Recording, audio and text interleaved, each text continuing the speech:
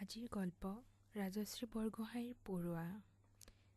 ইমান যে পৰুৱা হৈছে মালতী, ভালকৈ সাৰি মচি পেলাচোন। চুক কোণবোৰ ভালকৈ চাফা নকৰ কাৰণে ঘৰটোত পৰুৱাত উপদ্ৰৱত থাকিব নোৱাৰা হৈছোঁ। কেৱল কামত ফাঁকি তহঁতৰ।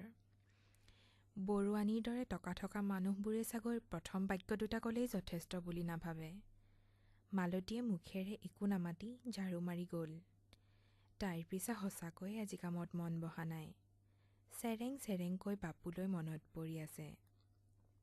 পৰীক্ষা আছে, অকল দিনত পঢ়িলেই হয় নেকি?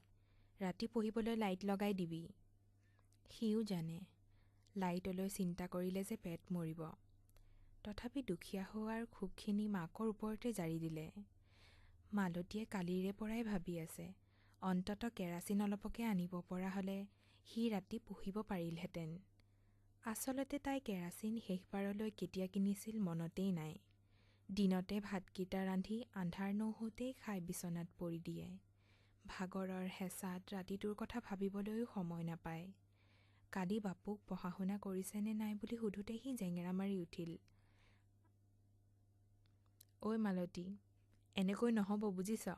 বিপুলৰ দোকানৰ পৰা কেৰাচিন 1 লিটাৰ লৈ আনগৈ যা। ভালকৈ কেৰাচিনেৰে মচিলেহে যাব এইসোপা। দুৱাৰৰ চুকবোৰত কেৰাচিন ঢালি পৰুৱা মাৰি থাকোঁতে তাইৰ মনলৈ এটাই দৃশ্য আহিছিল। এন্ধাৰে গিলি পেলোৱা সিহঁতৰ ঘৰটোৰ জাক জাক কলা পৰুৱাই পুতি পেলাইছে। এই তেলকণকে বাপুলৈ লৈ যাব পৰা হ'লে